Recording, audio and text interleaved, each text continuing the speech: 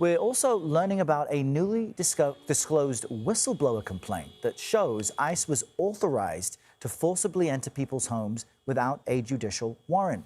CBS News immigration and politics reporter Camilo Montoya-Galvez joins me in studio now to discuss this. Camilo, good morning. Good morning. Talk to us about this memo. It seems key, and what exactly the memo says. Errol, this memo represents a marked and major change in U.S. immigration policy. Historically, ICE agents have been instructed to refrain from going into private property, people's homes, unless they have a judicial warrant signed by a judge. That is because the Constitution has long been interpreted to mean that federal, state, and local officials cannot enter private property without that judicial warrant.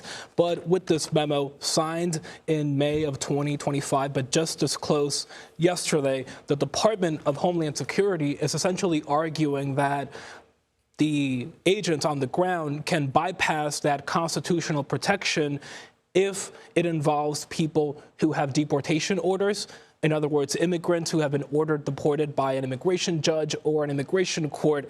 The memo authorizes agents in those situations to enter private property by force to arrest and detain and process for deportation people who have final deportation orders. Again, without a judicial warrant, only having an administrative immigration warrant signed by the agency, not by a judge. This will likely trigger significant legal challenges because, again, the Constitution has been interpreted to mean that you cannot conduct a search without a warrant. So this tells us how this administration is interpreting the Constitution to allow these ICE agents to conduct this operation. But how are members of Congress reacting, considering they may have a different interpretation of the Constitution? Well, Democratic lawmakers are saying that this policy is blatantly illegal, that it violates and tramples on the U.S. Constitution and against that protection against unreasonable searches and seizures.